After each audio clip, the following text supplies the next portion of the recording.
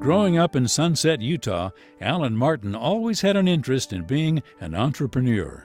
I grew up Sunset, so we're talking 5 miles as a crow flies from here. So I'm born and raised in Utah, spent a little bit of time in Kansas, and a couple years in Brazil. Besides that, I'm a Utah boy. I always have had kind of a drive to do something a little entrepreneurial. When I was 21, I actually invented like a corn on the cob cooker, right? Went through the whole patent process, everything, and spent all this money. I'm like, look, I'm gonna sell corn on the cob cookers nationwide, right? And so I just wanted to do something on my own, and I built this thing, and then I realized the cost to manufacture it, and I was like... While a Weber State student, Alan not only had an idea for a great business, but he also met his wife of 8 years, Melina. I had a really good buddy, a girl that was a buddy of mine. We never dated or anything, but she lived in a house with 6 other girls, and we were just really good friends. She was getting married, had met a guy who was getting married. She moved out of her house because she was only 2 weeks away from getting married. So she moves out. My wife fills her spot. Long story short, I met my wife because she stole my friend girl's room, and then my friend girl, who didn't get married to that guy, ended up marrying my best friend. Melina and Alan have 2 children and are welcoming a third. As a technical sales major at Weber State University, Alan had an idea to save himself a little money. Cool. I didn't like the bookstore because it was really expensive, right? Just like every other student out there. And so what I did instead, I chose to buy and sell my books online. And so I would just go shop for a book online, say Amazon or Textbook X or any of these sites that were around 2001, 2002, 2003. I'd buy the book, I'd use it for the class, and then when I was done, I'd either sell it to another student or I'd go back online and I'd sell the book. In the process of doing that, I had 2 classes left to finish my master's program. Bought another book online and thought, you know what? I've been doing this for 5 years. There's a clear pattern here. I haven't lost any money on textbooks. Everyone else is grumbling. Textbooks are so expensive. And I'm saying, well, they're not really. Not if you game the system a little bit. So I thought if you could buy and sell and break even on that transaction, but rent it in the middle, it could be a profitable venture. In 2007, Alan and his partners launched CampusBookRentals.com. When I decided to quit Hill Air Force Base, I had a great job. I was in like a 6-year internship up there. Really good pay for the age and things like that, and a really good career path. But when I quit the job, actually Melina was pregnant with Jake at the time, and so we were basically bailing out of the career, bailing out of the master's program. She was pregnant. It's like, let's just make it go with this. So anyway, she took a massive leap of faith with me on that one. It takes a lot of money to run a business, you know. When we started out, all we had was our personal credit. So mine and eventually the partners that joined the business, that's all we had going for us was our credit. In fact, you know how you usually kind of rip up credit card offers when they come to your house? Well, we started saving them and thinking, you know what, just in case, let's save these credit card offers in case we need to get some capital. We were trying to raise money a little bit from family and friends, but you know, summer 2008, I mean, businesses just need money to run, and we actually said, look, we're gonna submit all these credit card offers at once and let's see what happens. And so we actually raised $250,000 that way on credit card. CampusBookRentals.com has grown into a multi-million-dollar company, providing services to students on nearly 6,000 U.S. college campuses.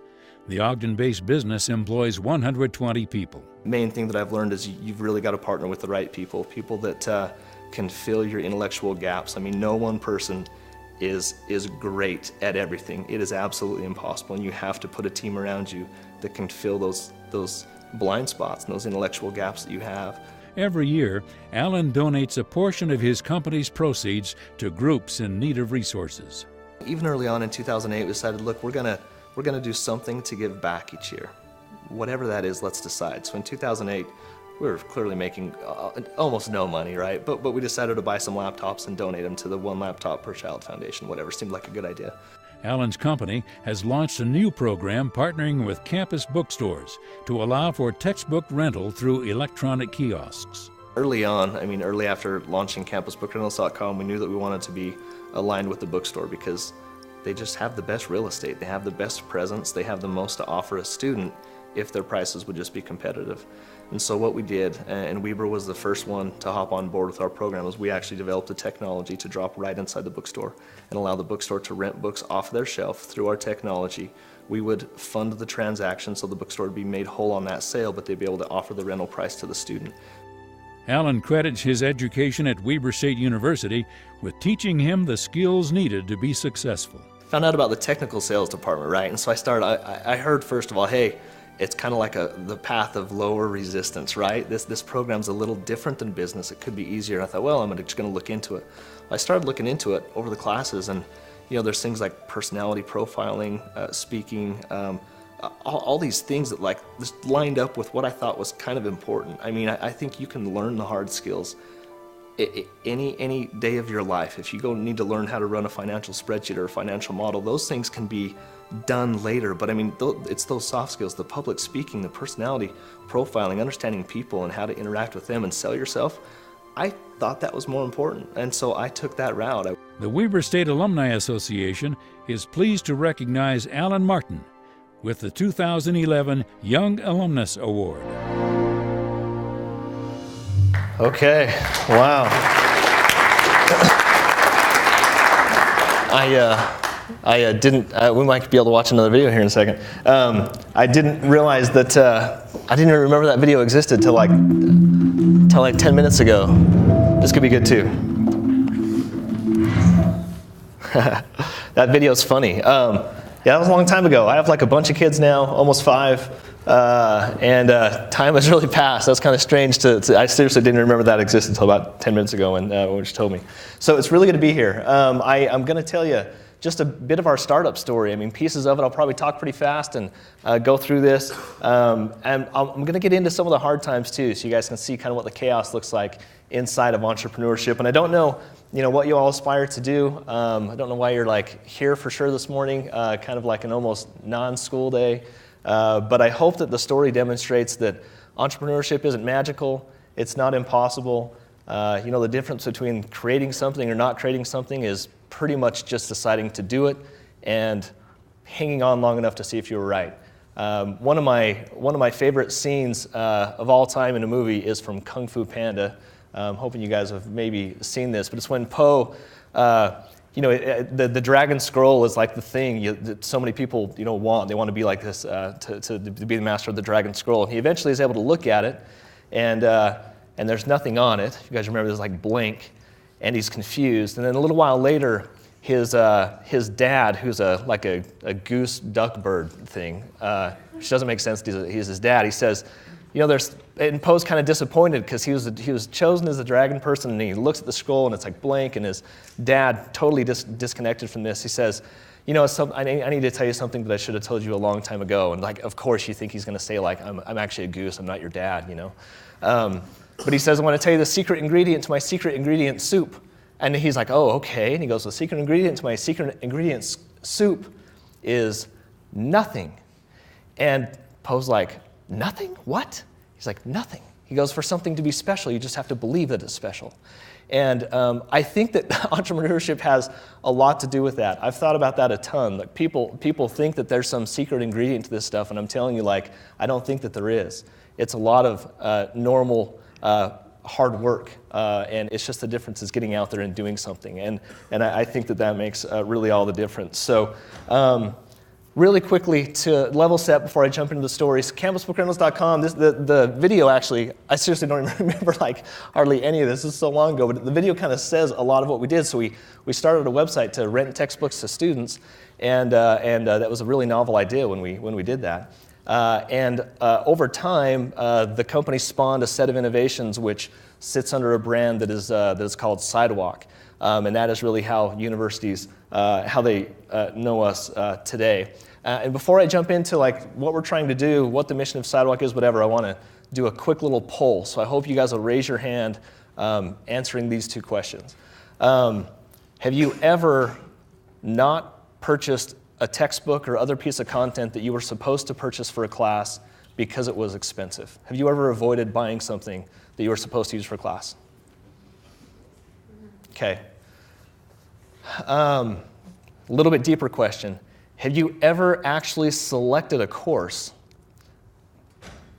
based on the cost of the content? What I mean is that there was a course that was being offered where the textbook or other content in that course was either free or very inexpensive, and that drove you to choose that course instead of another course which required more expensive content. A chunk, okay. There's national polls have been done on this, 65% of the students who are polled report that they do not buy some of their required materials because of cost alone. A full 50% of students, when they're polled confidentially, report that they are choosing at least some of their courses based on the cost of content. Not based on the faculty, not based on just the subject matter alone, but based on the cost of the content because they can't afford to take the course that they wanted to take. So if you can think about that for a minute, this is a huge, huge problem. Students are making it, or people are making it all the way to college. And think about that. All of the hard work, all the sweat equity, personal and family resources, sometimes government resources have helped a student get to college. And then the minute that they get here, they bump into a system that says, hey, content, the textbook, the digital content, is really important to your success. It's going to matter like a lot. In fact, you're going to spend more time with your textbook than you are with your professor. But, by the way, we priced it so high that half of you are not going to buy it, and half of you are going to start choosing your actual professional courses based on the cost of content. It's just like a massive, massive failure. It's a really bad thing, and we view it as one of the biggest problems in higher ed today. It's a problem that's getting a ton of attention, and so we, as a company, we are out to fix this, and we want to fix it forever. We want to change the way that content works in higher ed, the way that faculty discover it, the way that it's distributed to faculty and then ultimately to students.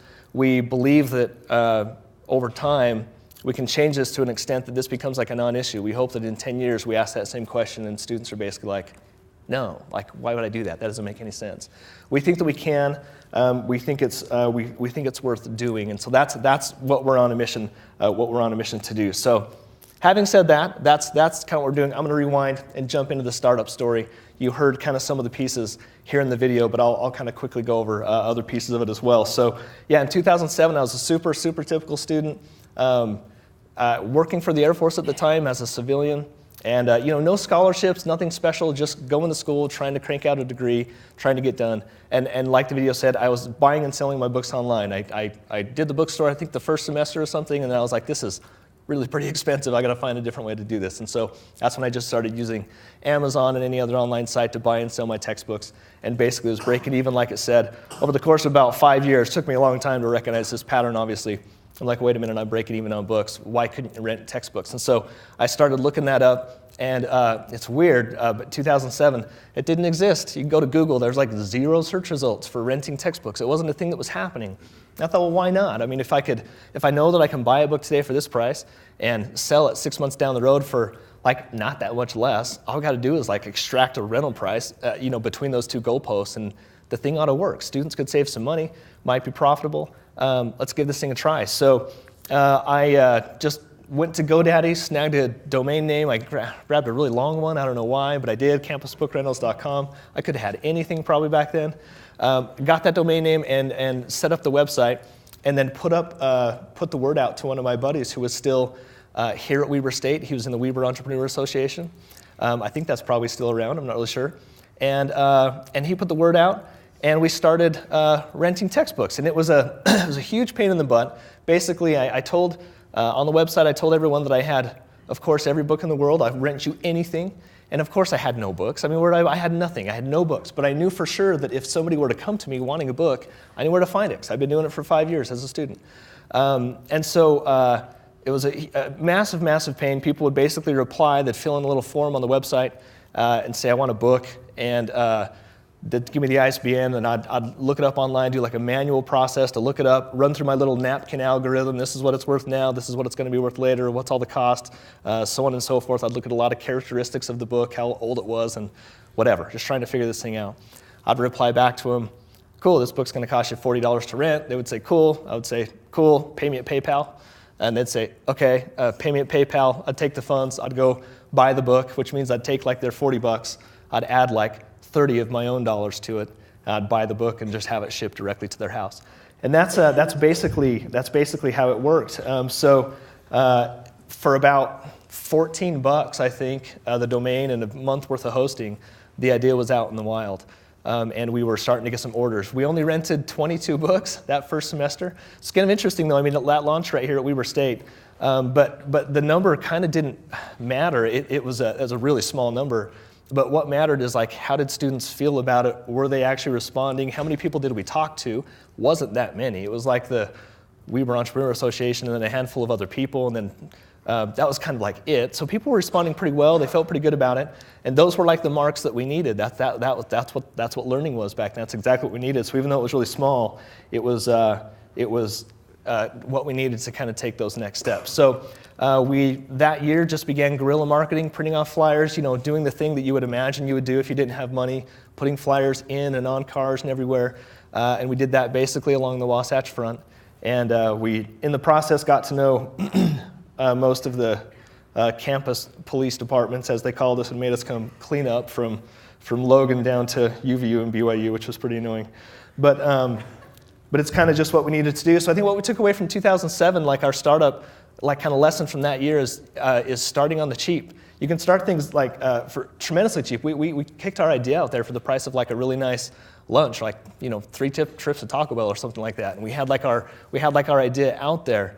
And I think it's okay sometimes to kind of fake it till you make it, as long as you think you can deliver ultimately on what you're trying to do. You just have to get ideas out there and you have to try them. So 2008 came around. The guerrilla marketing started to pay off a little bit. We did about $10,000 in sales in January 2008. And again, it was on this kind of pretty novel idea. Erica Edberg, which guarantee no one in here would know about her, but she was a news anchor for Channel 4 News, called us out of the blue. Hey, I want to come interview you. You're doing something interesting. Whatever, can I come to your office? I'm like, absolutely. And didn't have an office, so we asked if we could go squat like at the DATC. They had like a little entrepreneur station. So we're like, we'll see you there. And so they were really nice to accommodate us. We set up rooms and we did everything, and she came and did a news interview with us there. And it was interesting in that interview, I'm dressed like an idiot. I think I was in like a suit and stuff like that. And she said, she asked some questions, and I said, someday tens of thousands of students are going to rent textbooks, which is really, really funny, because I should have said millions. I mean, heck, we have days when we rent textbooks to 10,000 students, single days. Like, I should have said millions. We just couldn't quite see it from that kind of small little vantage point, like where this thing would ultimately go. And textbook rental it's this story that's not probably super well known, but it would eventually screw up the entire content landscape. It took the price of a physical book and basically cut it in half, which meant all the publishers trying to get digital content to market, they had planned to get it to market for like a little bit less than a new book. Now they're like in a tough spot because this thing called textbook rental was the exact same textbook they were competing with before, but now it was half price. It just changed everything. It changed all the pricing markers. It messed up everything. And we couldn't see it from there. We were just too young. We didn't know exactly where this would go. But that month was pretty encouraging. We got some sales. I had a couple of friends who had joined up in the business, and they made me an offer to quit my job if they'd basically pay my house payment and my bills, and would put this thing on a 6-month ticker, and let's just see how it goes. Took me about 2 hours to decide that's definitely what I'm doing. So I quit my career with the Air Force, dropped out of my master's program, and just gave this thing a go. That was February 2008. What was interesting about that month is our net sales, not a profit or anything, like our net sales for the month was $200 for the whole month. And it was such a crazy time, because it's like, geez, man, like the thought of success is pretty motivating, but like the thought of being homeless is like really, really motivating. And it was looking really, really tough at that time. So that drove us to find more sales. And what we decided to do is we said we need to go up to the Pacific Northwest, basically, where a bunch of schools are about to start quarters. They're not on the semester system, they're still on the quarter system. So we can get up there, we can start to try to do some more marketing on campus. And we did that. We asked schools, we were able to, it was great. We were talking to like student governments, and we're like, how when schools open up, there's like tables, vendors can get tables and whatever that happens at the first of schools. We were paying like $50 to these schools. They were giving us a table, Wi-Fi. They're like, what are you doing? Like, well, we're renting textbooks. And it was a student government. So they're like, cool, that sounds great. Come on up. And so we're able to go up, visit schools. Once the campus knew what we were doing, once the bookstores knew what we were doing, they totally cut our internet access. We weren't welcome there, but we're like, we paid our $50. Like, we're going to stay at the table. And so we stayed, and we just kept marketing up in the Northwest.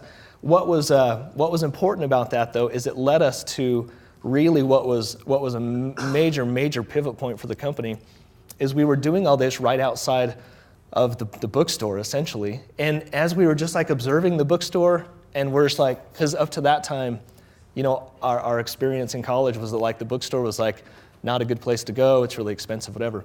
But as we observed the bookstore, it's like, look, like this is, the bookstore has a massive advantage, like a real intrinsic advantage. They're sitting on the campus, they have all the content sitting right on their shelf. Students are walking by, which means they're not doing any of this madness that we're doing. They're just, people are walking right by their doors, and the marketing is technically free.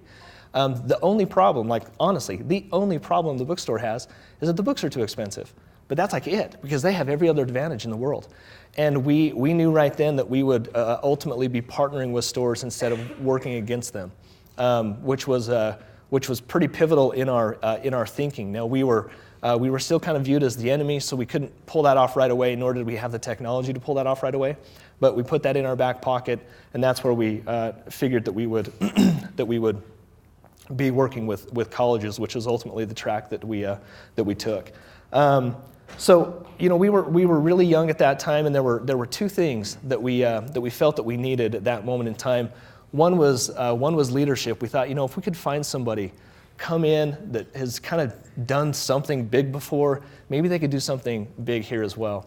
We tried recruiting someone who's a really cool dude, had built a pretty big book company, had exited from that company as a co-founder, got to know him pretty well, offered him a huge chunk of the company to come be CEO. The only thing was we didn't have any money, so we're like, we can't like pay you, but someday we will be able to pay you, and you get equity now. So he ultimately said no, which was probably understandable looking back. This looked like a really weird idea still. We found somebody else that was from the industry who had been in the industry for 20 years in the textbook industry, who was looking to make a change, and we tried to talk him into coming too, and he ultimately said no as well. And so we kind of kept getting turned down, trying to find people to come run this weird idea for a little while. The other thing we needed was capital. We knew that we would eventually, adding $30 to the student fee each time and buying textbook can become pretty expensive, pretty capital intensive. So we knew we needed capital too. Ran into folks, one person in particular, they were willing to give us, they said they'd give us a $250,000 loan. We offered them 20% of the company for a $250,000 loan. Like not even like just we'll take the, it's like we'll pay you back. We just like 20% of the company. They turned us down. I was like, this is just crazy. So it was really tricky, and that was like the backstory of us leading up to what you heard about the credit cards. These, in 2008, the first part of 2008, credit card offers were flowing like water. I mean, they were coming in all the time, and I had learned up to that point in my life to definitely throw them away. But then we started just saving them, kind of as I alluded to here. We submitted them all at the same time, and that's how we were able to raise basically $250,000 on credit cards. And that was the thing that we were able to use to get us through the year, which is crazy. As soon as we, the secret basically is like, submitting them at the same time, everyone says yes at the same time, fill them up quickly so that they can't shut down, and then your credit goes away it's gone for about 3 years. You'll have no credit. But that's basically what worked. It was funny, every time we paid down, like you would have to make minimum payments and stuff like that. Every time we'd like pay down, it's like we have an $8,000 card or something, we'd pay $500 on it. We'd get a letter, like 3 days later, hey, your new credit limit is $7,500. And they would like pay down, well, your new credit limit is $7,000. Like they were just like, like clamping the lid on us as we were paying those cards down. But it was, luckily, we were able to kind of get through that. That fall of 2008 was pretty interesting. We were still running the operation out of my basement, and something interesting happened. So the economy, which looked to be roaring and okay in the early part of 2008, took a huge nosedive, took just a massive nosedive. Everything was impacted by that, and all of a sudden we became kind of an interesting story. Because a ton of people flocked back to higher education. They lost their jobs and everything in the recession, so they went back to school, and we were like kind of a bright spot. We had other competitors that had sprung up as well, and we were just kind of like this bright spot, like, hey, there's a ton of really crappy news we can report on, but if you're going back to school, at least there's a way to save money on your books. And so we got some good tailwind. We took a ton of free press. We just kind of took that little bit of luck that came to our company while most other people were going the other direction. We got a little bit of tailwind, which was important to kind of spread the idea of textbook rental nationally. That fall, we hadn't given up on the idea of raising capital or finding leadership for the company. And we met with, we had been in contact with a big book mogul, someone that yet we hadn't talked to yet, and had a chance to meet with him, spend some time with him, and we were in discussions around a financing for the company, which would be a financing for the company plus, it was obvious that they would kind of run the show to a degree. And as we talked through this and kind of worked on this for a little while, one night, me and my brother was with me in the early days, he's still at the company. We kind of started this, he was one of the very, very early people in. And it was he and I that were out there working on this deal. And we were at a Barnes & Noble inside of a Starbucks and talking through the outcome of this deal, what it could look like, what it could mean, if we should do it or not. And he's like, I don't think we should do this. He's like, I don't think we should do this. He's like, I don't get it. He's like, I feel okay if we're the ones that are, kind of pushing this idea forward, but I don't feel okay if this other gentleman does it. It doesn't really make sense to me. And we talked about that for a while, and we ultimately decided that wasn't a direction that we were going to take, and we actually never looked at any leadership changes again from that moment on. And what Ken was getting at, which I wasn't wise enough to see at that point in time, something that I, years and years and years later, heard or saw Steve Jobs speaking about something that he calls a disease that many people get, a disease that many companies get, and that disease is believing that an idea is 90% of the work, that having an idea is 90% of the work. The truth is, it's all about the craftsmanship that comes after the idea. You can have an idea, but it's all about the craftsmanship. It's keeping 5,000 things straight in your head and crafting those into an ultimate outcome. Craftsmen are the key to success, not ideas. And if we kind of look back at that moment, how do we trade it out, what we were doing? We were very, very early at this game. But technically, we knew more about textbook rental than anyone else in the world, which seemed crazy because that seems impossible, but we did, and we were the craftsmen that were like building this story. Had we traded that away too early, that little idea, which was tender, would have just been crushed. I'm sure of it.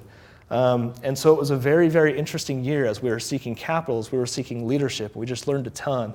I think our takeaway in 2008 was that you really have to give your idea time to become something. You have to give yourself some room to really make something of it, and to not discount yourself in the process.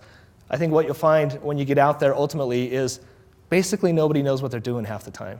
A lot of people are just kind of working hard toward different things, but you probably know a lot more than you think. And when you kind of couple the passion and the grit that you probably carry that other people might not, you can do pretty amazing things. So it's a pretty interesting turning point for us. 2009, we continued to grow. Things continued to kind of move. We crossed our first $1 million in sales in 2009. So it took us about 18 months to get the first $1 million in sales, which was like a cool milestone. We had cake. It was fun. Somebody said at our little kind of party, there was like almost nobody in the company, so we like invited our accountants over. Like it was really crazy.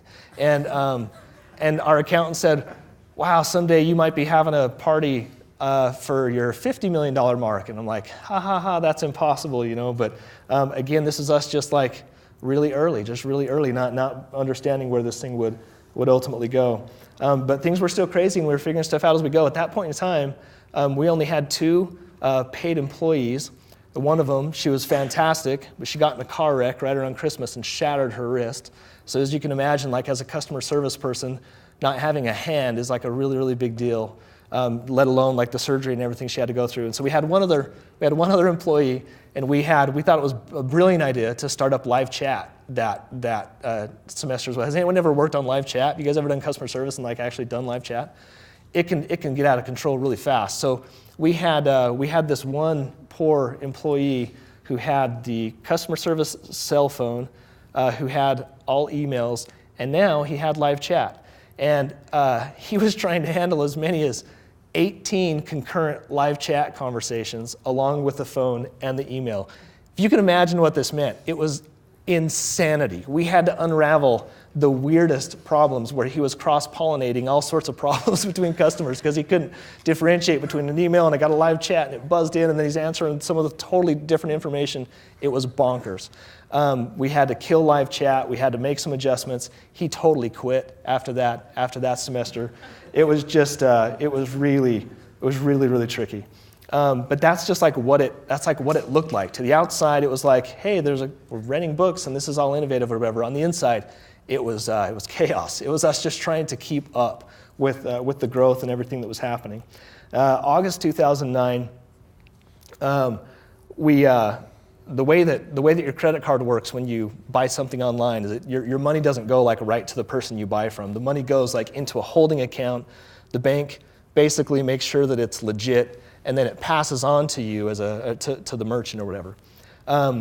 So we had been doing this for a while, of course, and our revenues had always been pretty small, but because the business is so cyclical, by the time you get to August, we went from having $1,000 and $2,000 days in July to having like $50,000 days, which is expected. Like we're in the back to school season. Well, we hadn't really communicated exactly what our business was doing to our credit card processor, and so as soon as those volumes spiked, they, without telling us, started to put all of our funds on hold because they thought they could be fraudulent. How else could we go from like $1,000 a day to $50,000 a day? This doesn't make any sense. So they held them so they could do a fraud review on us, which is like really, really, really, really terrible timing when you don't have any money and you've bought a bunch of books and you're shipping them out to students. And the only way to buy more books and ship them out to students is if you have money and all your money is locked up with your credit card processor. What makes it worse is Amazon did the exact same thing on roughly the same day. So we started selling more and more on Amazon, and it spiked to a degree that it threw their fraud filter, and they froze all of our funds as well. So we had basically two sources of income.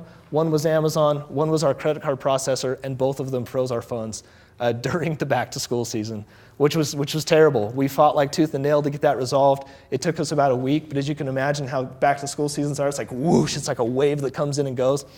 We just missed, really kind of key days. We ended up still growing really nicely that year, about 10 times over 2008. But it was really, really tough, and our takeaway was that we cannot be putting our eggs in one basket. We would learn this lesson one more time the next year. But diversifying, so for the credit card processor, for example, you're only supposed to have like one of them, one clearinghouse. And we're like, forget that. We're going to have 5, and we're going to round robin them. So basically, every 5th customer goes into whatever, ding, ding, ding, ding, ding, ding, ding, ding, ding, ding. If one of these guys wants to shut us down, I really doubt all 5 of them will on the same day. So we set up 5 so that we were round robining so that we could avoid problems like this down the road. And of course, as the business matured, we were able to kind of overcome some of those things as well.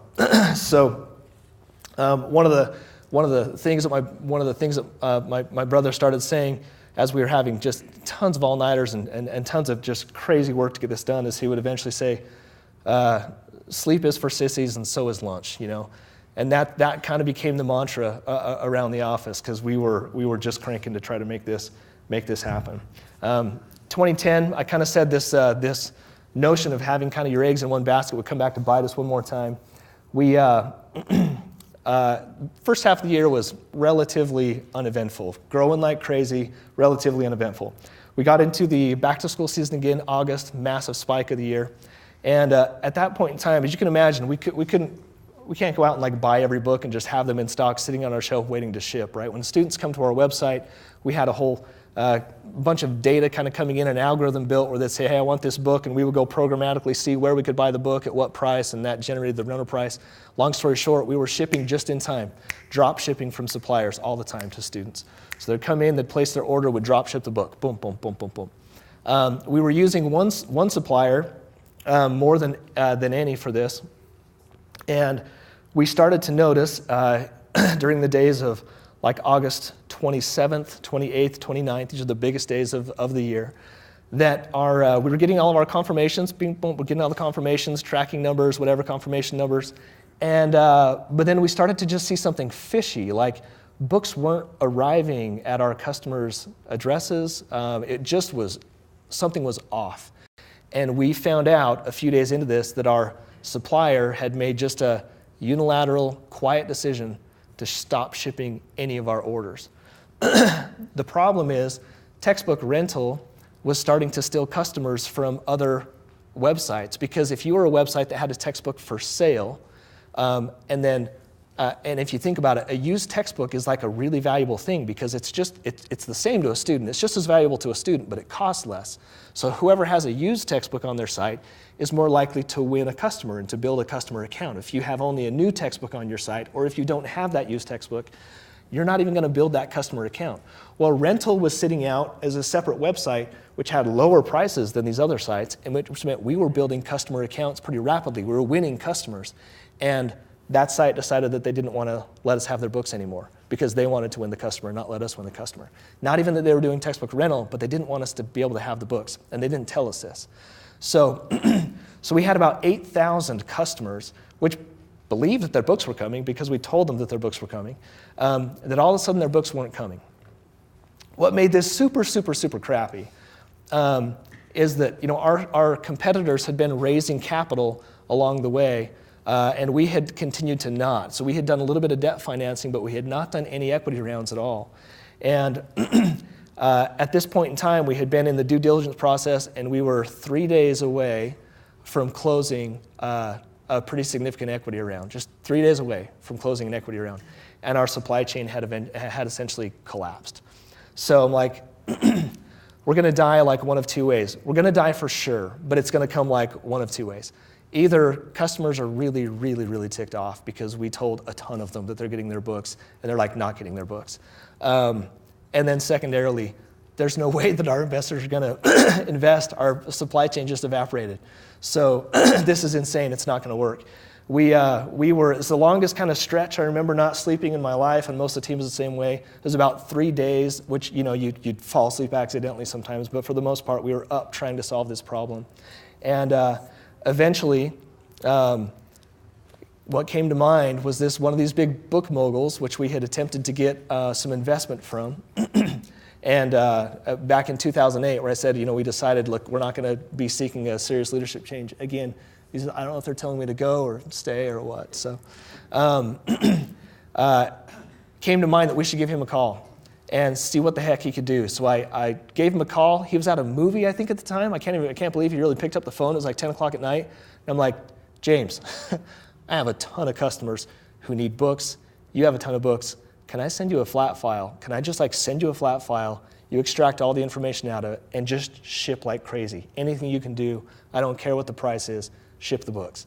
And he's like, I might be able to do that. So he buzzed, he got his team going, and they jumped on it. And they were able to fulfill about 65% of those orders.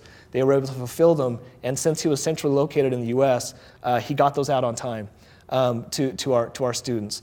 The others, which was a huge bummer, that didn't get their books, I ended up just writing a personal email, which of course we sent out in bulk, but writing a personal email and saying, look, we screwed up. It's no one's fault but ours. Really sorry, but you're not getting your book. And if you want to use us again, here's a coupon, and maybe you'd give us another try. But we just came at it really honestly. And surprisingly, customers, I was so shocked. Most of them were totally super understanding. The vast majority of students were totally understanding. They appreciated the email. And what's crazy is our funding closed on time. We kept our investors aware from the minute the supply chain collapsed until we were able to resurrect everything.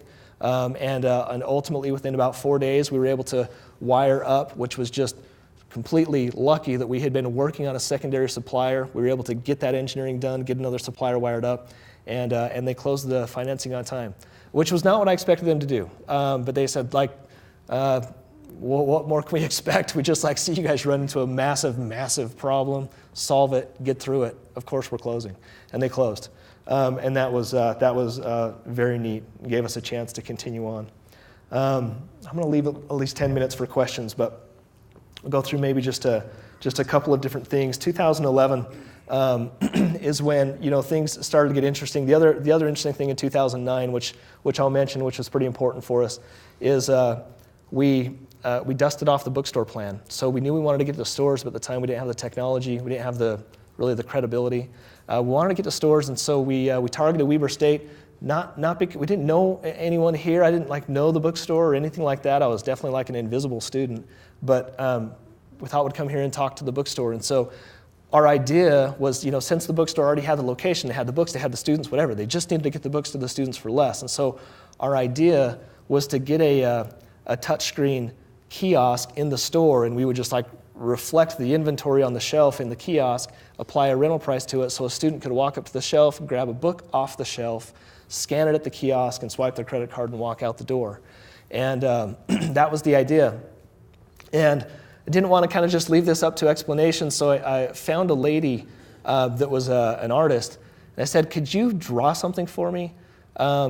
We're going to try to talk the bookstore into bringing in kiosks and put them inside the store to rent textbooks, but no one has ever done this in the whole country ever. This has never happened in a bookstore. I need you to draw, and I still have my pencil drawing. I found it only about a year ago, but I have a picture of the bookstore drawn out and kiosk and stick figures and an arrow that says dudes at kiosk. And I'm like, will you just come to Weber, look at the bookstore, draw me a picture? And so she did. She came, she drew a picture, a rendering of the bookstore inside, drew kiosks, and then drew a bunch of students in line. So when we got to this meeting with the bookstore, instead of going into a whole explanation, I just slid this picture across the table. And I'm like, that's the thing we want to do inside your store. And they went for it. They said yes, which was very, very cool. So it's funny, Weber was the first campus really of significance where textbook rental launched online, first campus to adopt textbook rental in store, very kind of forward thinking in doing that. But that was important for us as we would then be kind of set on a path. Why that mattered, I guess, as a company is once we were inside the bookstore and had the relationship with the store and had technology there, we just had the opportunity to open up our eyes and see more. We could actually see how content worked beyond the bookstore, how publishing worked, how the wholesale community really worked, and how important faculty were to the entire equation.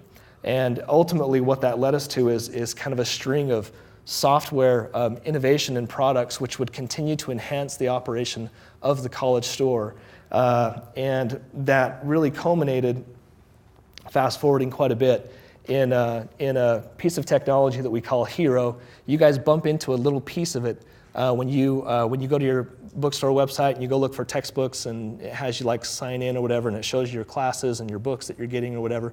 That's a little piece of our technology that you're seeing. But more importantly, that technology interacts with your faculty in ways that you're not seeing. But we knew once we were on the inside and we had a view of the broader kind of content ecosystem, we were like, wait a second, we're going to do something really super big.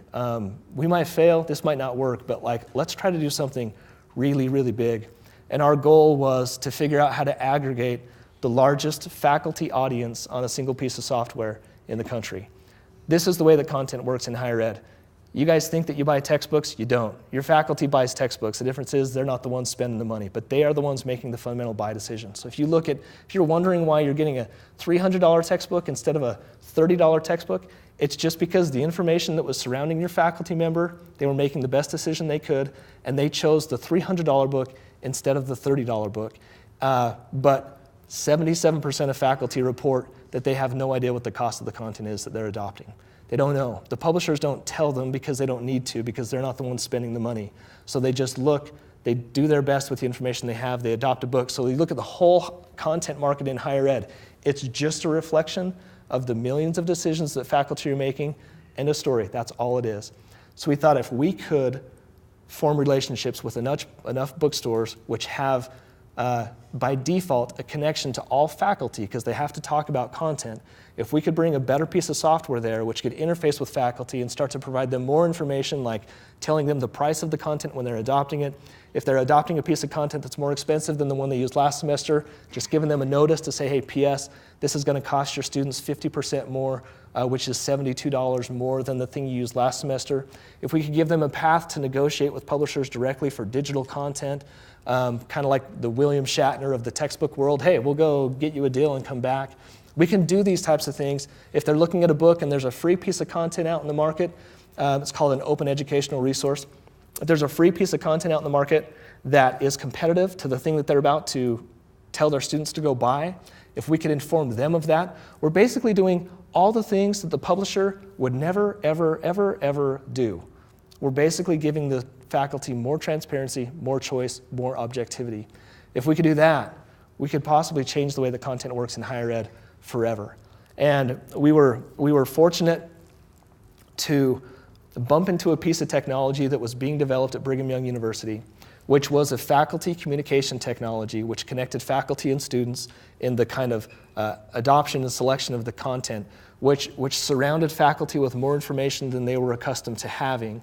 And it was in early-ish stages, but it had a lot of the elements that we needed, and we knew we could kind of weave our own in on top of it. Over the course of some time with BYU and some discussion, we basically convinced them of our vision, and that if they would let us acquire this piece of software from them, we would take it to the rest of the world. And they said yes. So it was very fortunate, lined up exactly what we're doing, and that is that software, we call it Hero, is really a keystone of what we do. That acquisition happened almost exactly 2 years ago, which it takes a lot once you kind of acquire someone else's piece of software. BYU had never imagined it being on more than just their campus, and so we had to, make it into like a multi-tenant application that could serve a lot of different schools instead of just one. Long story short, up through yesterday, we have about 200 universities now signed up on this product, which we're implementing like crazy. It represents about 10% of the entire country in terms of faculty and students, which is enough to start actually moving the needle, to start changing things, and we're just beginning. We intend for this application, again, like I said, to aggregate the largest faculty audience on any single piece of software in the country. And once we have the attention of that many faculty to bring them better content options than they've had before, which means we're kind of, we had someone at Pearson ask us what we could do for them. Like, what's the thing that you can do for us?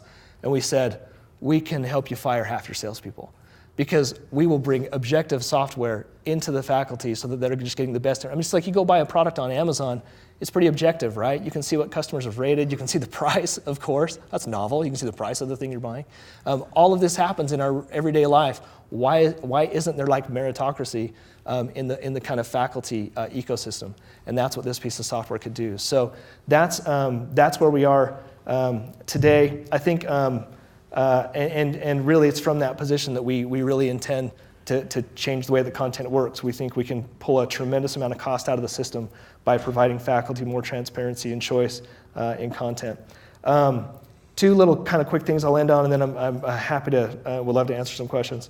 Alan Kay is he's a pretty influential early engineer at Apple, spent a lot of time at Xerox as well.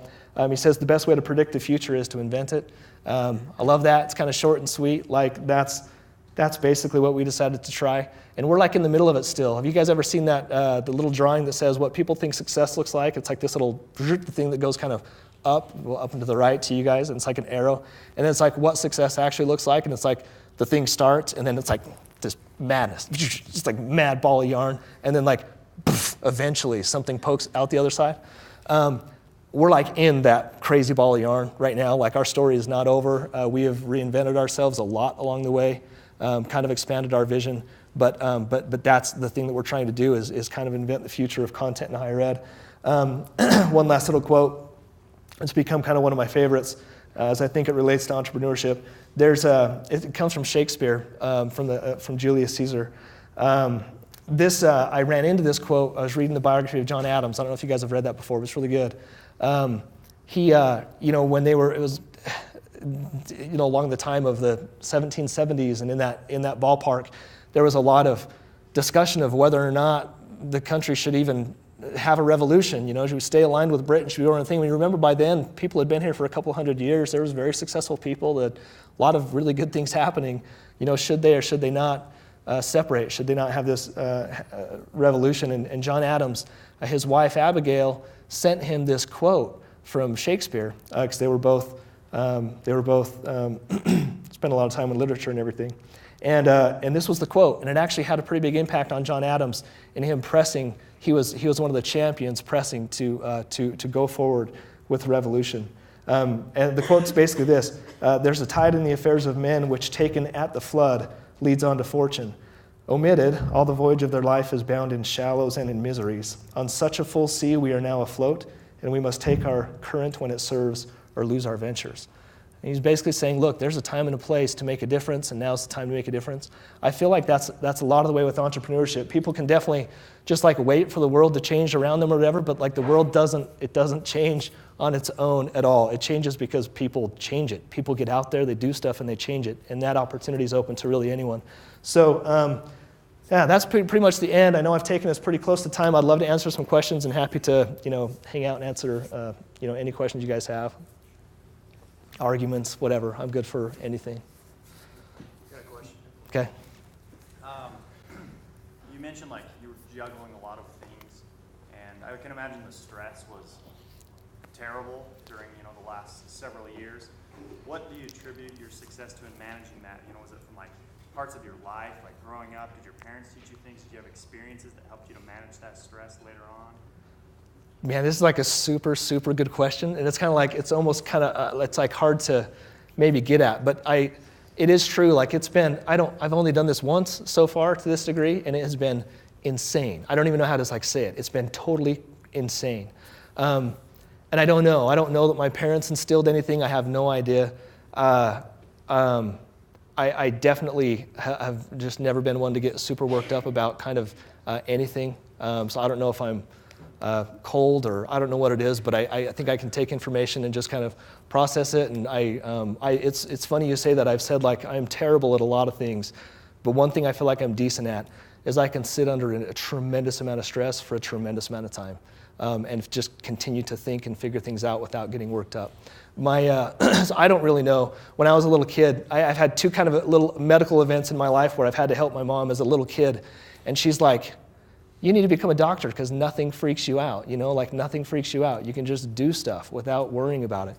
And I don't know why, but amid a lot of chaos, I don't get too worked up about too much. Although, honestly, one of the biggest lessons that I feel like I've learned is I really, really wish that I had like defined a co-founder with me when I started this business, because not that people didn't start early on, but I really was like, I came up with the idea, I started it, I put it out there, I started going, and people joined up early on, you know what I mean? But I didn't like say like, look, this is a co-founder on paper in a way that would like put the stress on their shoulders and put the weight on their shoulders. I have desperately longed over time, wishing that I had an equal sitting next to me that could handle even a third of the crap that I have to deal with. It would be awesome. So I don't know. That's a weird way to probably answer your question. I don't know the perfect answer, but co-founder probably, so I can deal with some of it. I was wondering, in this whole process of starting it, what were your biggest concerns, or what were the things that were most difficult? Maybe the one thing, and what did you find helped you overcome it, helped you get through it? Technology, was it financial, was it psychological, was it people? Man, that's a really, really good question. I would say, I would say maybe the biggest was probably getting people to believe us. So, I mean, we were embarking. So if I kind of go back to my early days, we've had a lot of different challenges that we've overcome. But in our early days, we believed that what we were doing could be profitable, it could have longevity, it could lead to really important things long term. But we were dealing with textbooks. And most people, even in 2007, they figured for sure within 3 years, everything was going to be digital. And almost everyone believed this. It didn't make sense to them. We had investors talking to us saying, well, I don't get it. Why are you renting? Nobody's going to rent textbooks from you because you just told me that you basically bought and sold the book, you broke even, and everything's going to go digital anyway, whatever. And I'm like, dude, I don't really care what you say, but like 4 people just placed an order on my site in the amount of time that you were like telling me we're not going to rent textbooks. We are renting physical textbooks. Probably one of the biggest challenges we had to overcome is we had to go through a lot alone as a team to prove people that this was going to work, because everyone believed that the world was going to just kind of work against us, which they weren't totally wrong about. We just thought we could pull something off, in time to do something pretty special. There's probably like 10 answers to that question. I don't know. That was a pretty huge one. If I rewind early on, that was a big part of it. Ellen, I have one more, and then we should probably end. Just to kind of put it into perspective or scope, you said, that first month your revenues were $200. Now, in a relatively short period of time, from 2008 to 2016, can you let us know what your revenues are now? Yeah, I mean, we're kind of in the $40-ish million range. We kind of nudge close to 50. So we've done about 250 or 60 million in revenue, I think, since that time. So yeah, we've done quite a bit. It's interesting. We could have done a lot more with the textbook market. It can eat you alive. We could have lowered our prices, and we could have done 2 to 3 times the revenue that we've done today. But what that would have meant is we would have had to acquire 2 to 3 times the amount of textbooks that we've acquired today. We couldn't have afforded it. There's no way. So we've throttled ourselves. We've focused on software development and kind of improving the profitability of the company through the software agreements that we have. But anyway, yeah. So it's funny, even like that cake day, and he's like, someday maybe you'll do a $50 million one, and we're like kind of laughing, and yeah. I hope you get lots of cake and lots of turkey tomorrow. Cake's not good. Yeah. Thanks.